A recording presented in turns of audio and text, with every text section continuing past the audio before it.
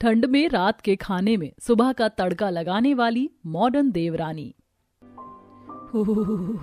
बाहर कितनी तेज ठंड पड़ रही है और अभी तो मुझे घर जाकर सबके लिए खाना भी बनाना है। अंजलि, तुम इतनी ठंड में अकेले इतना सारा काम क्यों करती हो अपने घर का? अपनी सास को क्यों नहीं कहती हो कि घर में कोई नौकरानी लगवा ले? अरे मेरी किस्मत में कहाँ नौकरानी का सुख, ऊपर से ये ठंड, इसने अलग जीना मुश्किल किया हुआ है। ठंड में इतने सारे जूठे बर्तन धोना, फिर सबके लिए सुबह शाम ताजा ताजा खाना बनाना। अरे ठंड का मौसम है, थोड़ा खाना ज्यादा बना लिया करो, उसी को गर्म करके खा लिया करो रात में। ठंड में तो सब ऐसा ही करते हैं। अरे नहीं रितु, मेरे घर में किसी को भी बासी खाना खाना पसंद नहीं है। मेरे ससुराल वालों को 3 टाइम ताजा खाना चाहिए। अब सब्जी लेकर अंजलि घर आती है। आ गई बहू, जा फटाफट से कुछ अच्छा खाने का बना ले। बहू, आज तो मुझे लहसुनी मेथी खाने का मन कर रहा है, तुम वही बनाना मेरे लिए। बहू, मेरे लिए आटे में दाल भरकर स्टीम द्वारा जो पेड़े बनाए जाते हैं ना, गांव में उसे दाल पिट्ठी कहते हैं, वो बना देना। माँ जी, ये सब बनाने में तो बहुत टाइम लग जाएगा, और ये जो आपने दाल भर के पेड़े बनाने को कहा है, ये तो मुझे बनाना भी नहीं आता। तभी पीछे से वहाँ अंजलि की नंद पूजा आती है। अरे अंजलि भाभी, आप पढ़ी लिखी हैं, एजुकेटेड लड़की हो, और आपके ससुराल वालों ने आपको डिजिटल रसोई दे रखी है, जहाँ रसोई की दीवार पर डिजिटल एंड्रॉइड स्क्रीन लगी हुई है, जिससे चलाकर आप कोई भी रेसिपी देख सकती हो। फिर आपको माँ का बताया हुआ खाना बनाने में क्या दिक्कत है? ये मेरी नंद है, जिसे मेरी मदद करना तो बिल्कुल पसंद नहीं, पर मेरे काम में टांग अड़ाना बहुत पसंद है। हाँ, ठीक है, मैं उस एंड्रॉइड डिजिटल स्क्रीन पर रेसिपी सर्च करके बना दूंगी। चलो ना, तुम भी मेरी थोड़ी मदद कर दो। नहीं भाभी, अभी तो मैं आपकी मदद नहीं कर सकती, मुझे बहुत ठंड लग रही है। वैसे आप मेरे लिए रात के खाने में वेजिटेबल पुलाव बनाना, मैं हल्का ही खाना खाऊंगी। वेजिटेबल पुलाव में 5 से 6 तरह की सब्जी पड़ती है नंद जी, ये हल्का कहाँ से हुआ? खैर छोड़िए, मैं बना दूंगी। इतना कहकर सब्जी का थैला लेकर अंजलि अपने डिजिटल रसोई में आती है, जहां रसोई की दीवार पर बड़ा सा एंड्रॉइड डिजिटल स्क्रीन बना हुआ होता है। इस डिजिटल स्क्रीन में किसी भी रेसिपी को देखा जा सकता था, और साथ ही इसमें कैमरा भी फिट था, जिससे पता लगाया जा सकता था कि कब कौन रसोई में क्या कर रहा है। अब अंजलि उस एंड्रॉइड स्क्रीन पर यूट्यूब वीडियो ऑन करती है और अपनी सास का बताया हुआ खाना यूट्यूब से देखकर बनाना शुरू करती है। पहले अंजलि कुकर में दाल में कुछ चटपटे मसाले डालकर उबाल लेती है। फिर अंजलि छोटे छोटे रोटियों के पेड़े बेल लेती है और उसके अंदर दाल भरकर उसे स्टीम कर लेती है। इसके बाद मेथी काटकर, लहसुन कूटकर अंजलि अपने ससुर के लिए लहसुन मेथी बना लेती है। इसी तरह कुछ वेजिटेबल्स को काटकर अंजलि अपनी नंद के लिए वेजिटेबल पुलाव भी बनाती है। हे भगवान, ये बार बार 10 तरह की सब्जियां धोना, काटना और इसे बनाना बहुत मुश्किल है। मेरी तो हालत खराब हो रही है। अब कुछ देर बाद अंजलि सभी खाने को डाइनिंग टेबल पर परोसती है। सभी लोग खाना खाना शुरू करते हैं। ये क्या भाभी, आपको मैंने वेज पुलाव थोड़ा टेस्टी बनाने को कहा था, इसमें तो टेस्ट ही नहीं है। बहू, तूने मेरी ये दाल पीठी भी अच्छी नहीं बनाई है, रेसिपी अच्छे से देखी नहीं थी क्या बनाने से पहले? बहू, मेरी भी लहसुनी मेथी तुमने बहुत अच्छी नहीं बनाई है। लहसुन अच्छे से भुना नहीं है तुमने, सारे लहसुन कच्चे हैं, जिससे मेथी का कड़वा स्वाद आ रहा है मुंह में। अरे आप लोग इतने नखरे क्यों कर रहे हैं? इतना सब कुछ बनाने में ही बेचारी की हालत खराब हो गई होगी। भैया, आप तो अपनी वाइफ का कुछ ज्यादा ही साइड ले रहे हैं। अब खाना अच्छा नहीं है तो बोलेंगे नहीं क्या? ये सुनकर नवीन चुप हो जाता है। इसके बाद सभी लोग जैसे तैसे खाना खाते हैं और फिर बर्तनों का पहाड़ ठंड में ठिठुरती हुई अंजलि रात को धो रही होती है। हे भगवान, किसी भी परिवार को अपनी बेटी उस घर में देनी चाहिए जिस घर में ससुराल वाले बहू को बेटी समझते हो, नौकरानी नहीं। मेरे घर वालों ने तो पैसे देकर मेरी शादी करवा दी, और ये घर वाले मुझे किसी नौकरानी से कम नहीं समझते हैं। इनकी खुद की बेटी काम करेगी तो उसे ठंड लग जाएगी, और मैं करूंगी तो उसमें भी कमी निकालेंगे। अब अंजलि बर्तन धोकर सारी रसोई को साफ करती है, जिससे उसका हाथ और भी ज्यादा ठंडा से नीला पड़ जाता है। अब हाथों में मलहम लगाकर अंजलि अपने कमरे में सोने आती है। अंजलि, मैं देख रहा हूँ तुम इस घर में अकेले कुछ ज्यादा ही परेशान हो रही हो। इस घर का कोई शख्स तुम्हारी मदद नहीं करता घर के कामों में। अपने हाथ देखो, ठंड से नीले पड़ गए हैं। कल से तुम कुछ नहीं करोगी। नहीं नवीन, अगर मैं घर के काम करने छोड़ दूंगी तो फिर तुम्हें भी खाने को नहीं मिलेगा। तुम जानते हो ना, इस घर में मेरे सिवा कोई काम नहीं करता।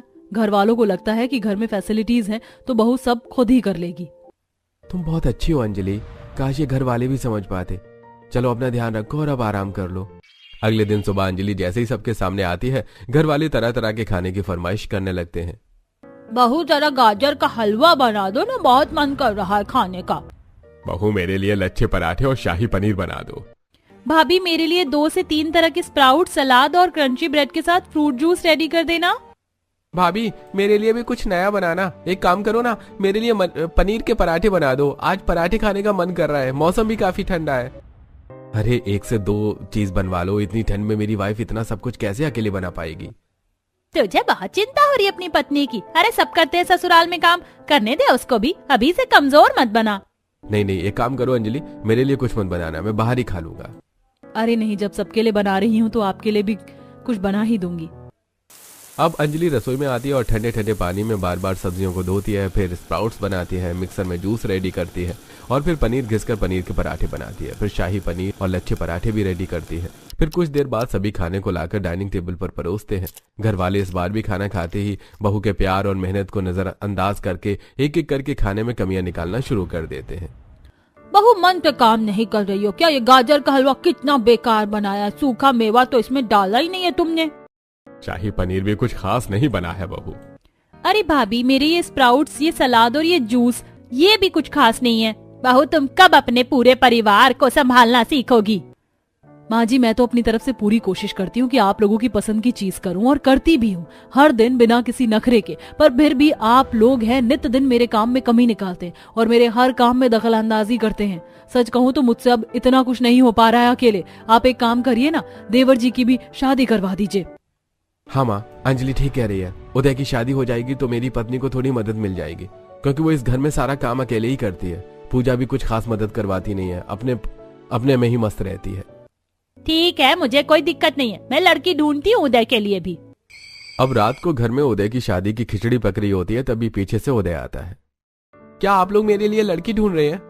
नहीं, कोई जरूरत नहीं है। अगर आप लोग मेरी शादी करवाना ही चाहते हैं तो मैं अपनी पसंद की लड़की से शादी करूंगा। क्या लड़की पसंद कर रखी है तूने? पहले क्यों नहीं बताया हमें? हाँ बेटा, पहले ही बता देता। वैसे भी आजकल के बच्चे तो अपनी पसंद की ही लड़की से शादी करते हैं। बता लड़की कौन है, कैसी है, क्या करती है? माँ, लड़की मेरे ऑफिस की ही है, एजुकेटेड है और मॉडर्न ख्याल की है। क्या मॉडर्न ख्याल की लड़की है?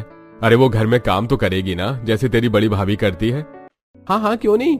अब बड़ी भाभी इतनी पढ़ी लिखी होने के बाद भी घर संभाल रही है, तो मेरी मॉडर्न वाइफ क्यों नहीं संभालेगी? वो भी संभालेगी। ठीक है, जब सब कुछ संभाल ही लेगी तो हमें इस रिश्ते में कोई दिक्कत नहीं है। जा अपनी गर्लफ्रेंड को बोल दे कि हम लोग उसे देखने आ रहे हैं। अब उदय फोन करके अपनी गर्लफ्रेंड को सारी बातें बता देता है। ओ माय गॉड, मैं बहुत खुश हूँ कि हमारी लव मैरिज सक्सेसफुल हो जाएगी। अब मुझे तो लगा था तुम्हारी फैमिली मानेगी ही नहीं। चलो मैं कल की तैयारी में जुट जाती हूँ। अरे इतनी रात को तुम कौन सी तैयारी करोगी? अरे सारी चीज तुम्हें अभी ही बता दूं। चलो रखो फोन। अब अगले दिन उदय अपने पूरे परिवार के साथ राधिका के घर आता है। अरे आप लोग आइए ना, बैठिए। अरे मेरी देवरानी का पहनावा देखकर तो लगता है कि मेरी देवरानी काफी मॉडर्न है। जी जी, बैठ ही रहे, आप भी बैठिए ना। वैसे आपकी बेटी बहुत खूबसूरत है। बाकी सब कुछ तो उदय ने हमें बता ही दिया है आपकी बेटी के बारे में।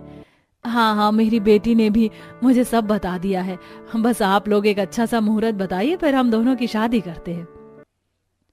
अरे आप लोग दोपहर के टाइम पर आए हैं, शादी वादी की बात तो हो ही चुकी है। आइए ना, कुछ खा लीजिए। अब राधिका सबको डाइनिंग टेबल पर बिठाती है और सबको शाही पनीर, मटर पनीर, कढ़ी राजमा, छोले चावल, पुलाव, रायता जैसे कई आइटम खिलाती है। सभी लोगों को खाना बहुत अच्छा लगता है।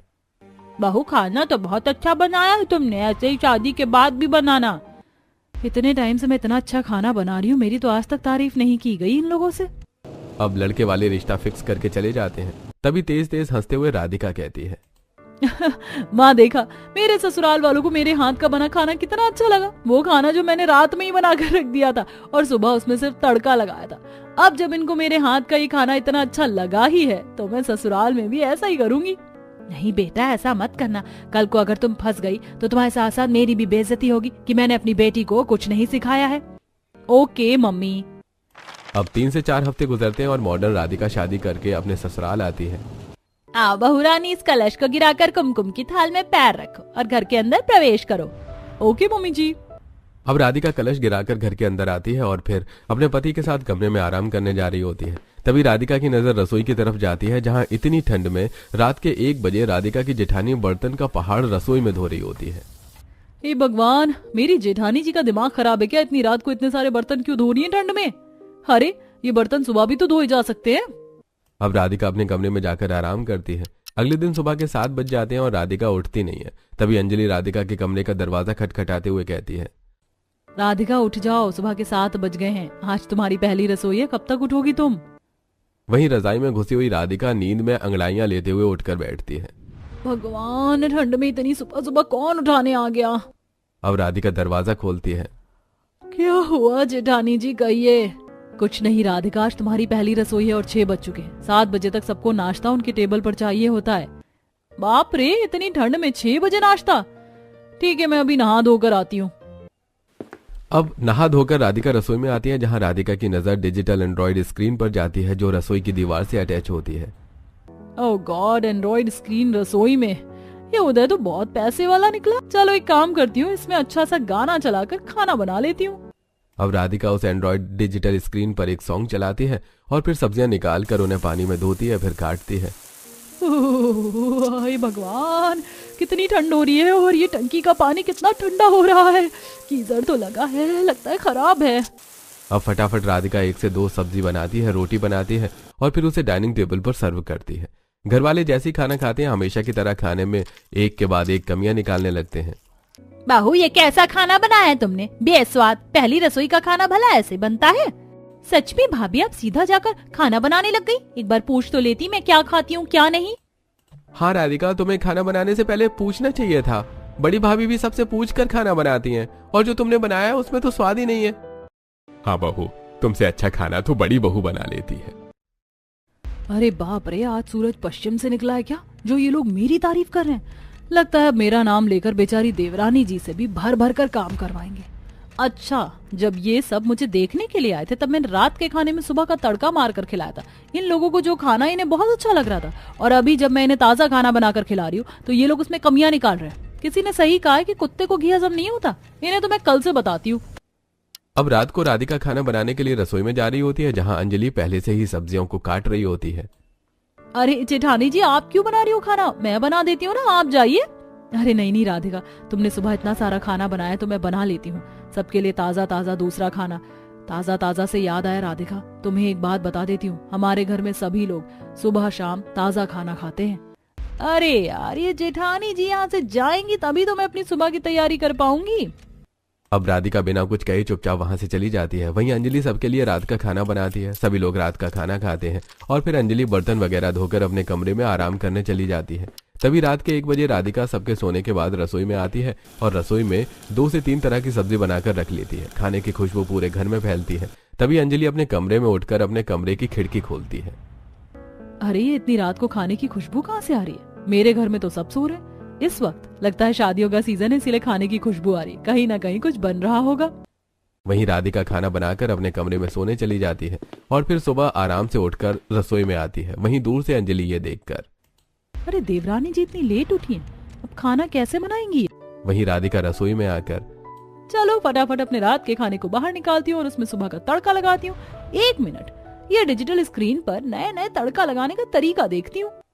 अब राधिका एंड्रॉइड स्क्रीन पर चैट जीपीटी खोलती है और उसमें अजवाइन, सूखी लाल मिर्च, कसूरी मेथी, सरसों, टमाटर, प्याज जैसे अनेक नई तड़कों को देखकर अपने रात के खाने में सुबह का तड़का लगाने लगती है। राधिका कढ़ी में सूखी लाल मिर्च का तड़का लगाती है और फिर सब्जी में प्याज टमाटर का तड़का लगाती है। फिर दाल में सरसों का तड़का लगाती है और कुछ रोटियां बनाकर सभी खानों को डाइनिंग टेबल पर परोसती है। घर का सारा सदस्य डाइनिंग टेबल पर खाना खाना शुरू करते हैं। आज खाने में एक अलग ही रंगत है, स्वाद भी ठीक ही ठाक है, मतलब अच्छा लग रहा है। खाना ठीक तो है बट खाने में कुछ अजीब सा टेस्ट है, समझ में नहीं आ रहा है, पर ठीक है कोई बात नहीं, जो बनाया मैं खा लूंगा। खाना तो काफी चटपटा है, खाने में सुबह सुबह का तड़का जो मजेदार लगाया है बहू तूने। वहीं अब जब अंजलि उस खाने को खाती है तो अंजलि को भी उस खाने का टेस्ट अजीब लगता है। खाने का टेस्ट इतना अजीब क्यों लग रहा है? ऊपर से मेरी देवरानी इतनी लेट उठकर भी इतनी सारी सब्जियां रोटियां कैसे बना ली? मुझसे तो नहीं हो पाया आज तक। अब सभी के खाना खाने के बाद राधिका बर्तन धोती है और कुछ देर बाद राधिका बैग लेकर शॉपिंग पर जा रही होती है। कहाँ जा रही हो देवरानी जी? मेरी मदद करवा दोगी? मैं क्यों करूँ आपकी मदद? मेरा तो सुबह का टाइम है ना काम करने का। अब रात का खाना बनेगा जो आपको बनाना है, बीच में थोड़ा बहुत चाय नाश्ता होगा, वो तो आप कर ही सकती हो। इतना कहकर राधिका वहाँ से चली जाती है। कमाल है, इतनी लेट उठकर इतना खाना बनाया फिर भी शॉपिंग पर जाना है, थकी नहीं देवरानी जी? अब अंजलि साफ सफाई करके फिर कपड़े धोने लगती है। वहीं रात को फिर से राधिका सबके सोने के बाद रसोई में आती है और 2 से 3 तरह की सब्जियों को बनाने लगती है। ओह गॉड, ये ठंड में सुबह की नींद पूरी करने के लिए मुझे अपनी रात काली करनी पड़ती है। चलो कोई नहीं, सुबह तो आराम से उठूंगी ना। वहीं अंजलि को फिर से आधी रात को अपने कमरे में खाने की खुशबू आती है। आज फिर इतनी रात को खाने की खुशबू आ रही है। पता नहीं किसको इतनी रात में फूड क्रेविंग होती है। अगले दिन फिर से राधिका आराम से ठंड में नींद पूरी करके रसोई में आती है और अपने रात के खाने में सुबह का तड़का लगाने लगती है और डिजिटल स्क्रीन पर लाउड म्यूजिक लगाकर डांस कर रही होती है। तभी वहां उसकी नंद पूजा आती है। अरे छोटी भाभी, ये डिजिटल एंड्रॉइड स्क्रीन आप लोगों को रसोई में इसलिए दिया है ताकि आप लोग इसे देखकर कुछ नया खाना बनाना सीखे, पर आप तो नाच रही हैं इस पर यूट्यूब चलाकर। वैसे इसमें कैमरा भी है जिसका एक्सेस उदय भैया और नवीन भैया के पास है। बताओ, खाना बन गया आपका? हाँ, खाना तो बन गया, बस मैं डाइनिंग टेबल पर लगा रही हूँ। तुम चलो, मैं आती हूँ। अब राधिका फटाफट दाल तड़का, आलू तड़का, पालक तड़का, रोटी चावल डाइनिंग टेबल पर परोसती है और घर के सभी सदस्य खाना खाते हैं। राधिका, तुम ये कैसा खाना बनाती हो? सुबह का नाश्ता करने के बाद सारा दिन पेट भारी भारी सा रहता है। हाँ, पहले ऐसा कभी नहीं हुआ जब नाश्ता अंजलि बनाती थी। जी, मैं सुबह 5 बजे उठकर सब लोगों के लिए खाना तैयार करती थी। देवरानी जी तो 7 बजने में कुछ मिनट बाकी होते तब रसोई में जाती हैं और इतनी जल्दी पता नहीं इतना सब कुछ कैसे बना लेती हैं।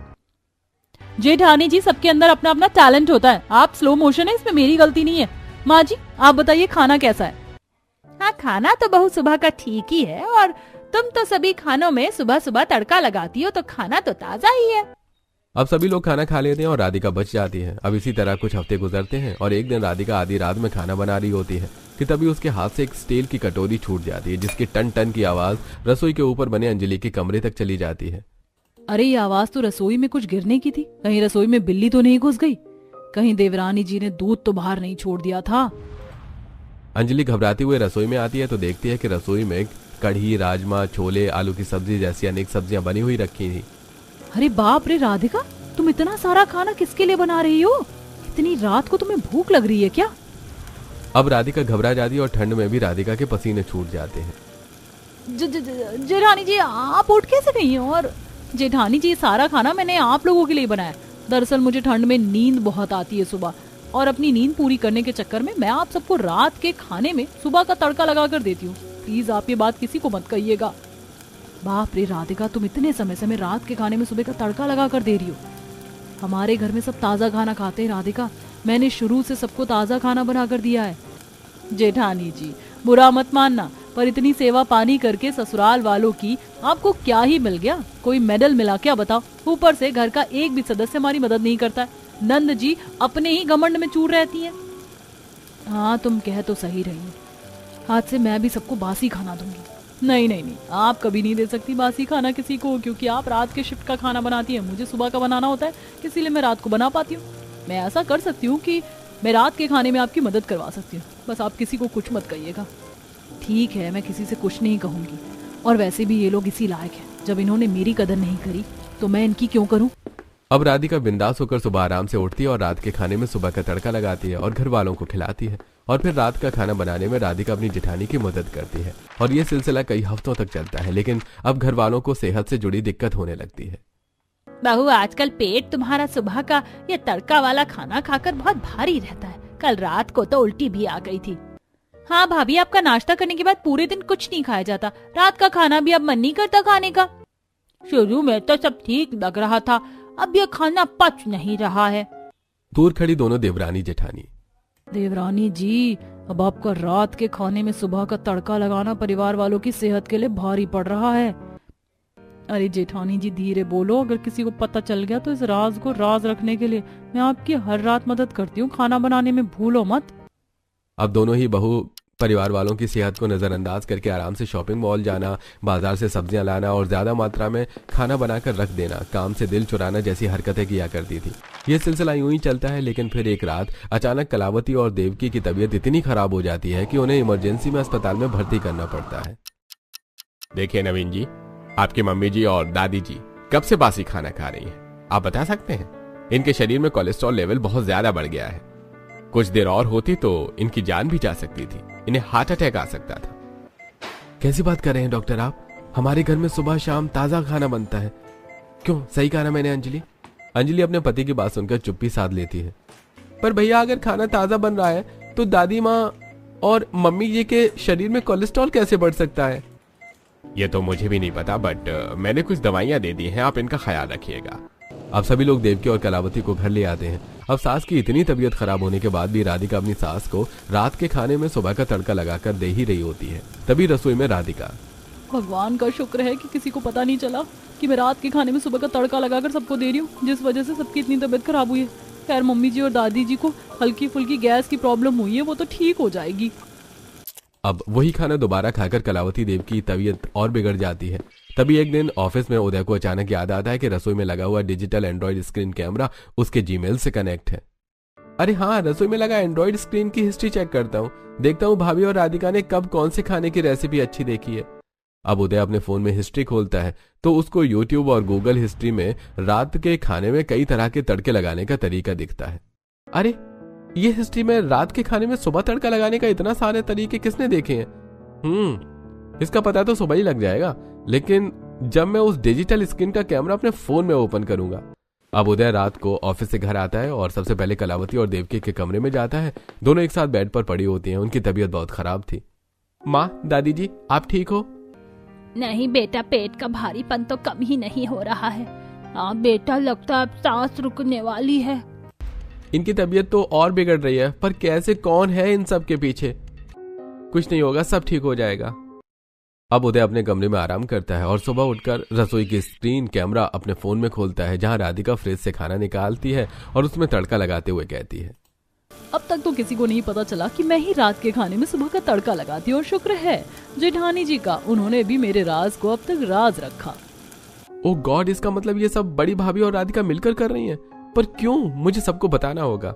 अब पूरे परिवार को लेकर उदय रसोई में पहुंचता है और सारी रिकॉर्डिंग फोन में सबको दिखा देता है। अंजलि, तुम अपनी राधिका की इतनी बड़ी गलती को क्यों छुपाई? अरे बड़ी बहू, मैं तुम पर इतना यकीन करता था और तुमने ही इतनी बड़ी बात छुपाई। क्यों बड़ी बहू? हाँ, छुपाया मैंने राधिका की गलती को पापा जी, और क्यों ना छुपाती। जब मैं आप लोगों को इतना सब कुछ करके देती थी, आप लोगों ने कभी मेरी कोई तारीफ नहीं की, लेकिन जब राधिका आई, राधिका ने मुझे समझा और समझाया भी कि क्या कितना करना चाहिए लोगों के लिए, इसीलिए मैंने राधिका का साथ दिया। अब कलावती अपनी बड़ी बहू की बातें सुनकर समझ जाती है कि बड़ी बहू के दिल को हमारे बर्ताव से बहुत ठेस पहुंची है। बहू, मुझे माफ कर दे, ये सब कुछ मेरी गलती है। अगर मैं तेरी परवाह करती तो आज मुझे भगवान ये दूसरी बहू ऐसी नहीं देता। भगवान ने मुझे ये बहू ही इसलिए दी है ताकि मुझे एहसास हो सके कि जो कदर करता है और जो कदर नहीं करता है उसमें क्या फर्क होता है। मुझे माफ कर दे बहू। आप लोग अपनी जगह ठीक है, पर कहीं ना कहीं मेरी भी गलती है। मैंने ऐशो और आराम करने के चक्कर में आप लोगों को रात के खाने में सुबह का तड़का लगाकर दे दिया। मुझे भी ऐसा नहीं करना चाहिए था। मुझे भी माफ कर दीजिए आप सभी लोग। अब इस दिन के बाद से सभी लोगों को अपनी अपनी गलती का एहसास हो जाता है, जिसके बाद से पूरा परिवार मिलकर रहने लगता है। और वहीं राधिका और अंजलि अब मिलकर हर दिन ताज़ा खाना बनाती हैं और सभी परिवार वालों को खुशी खुशी खिलाती हैं।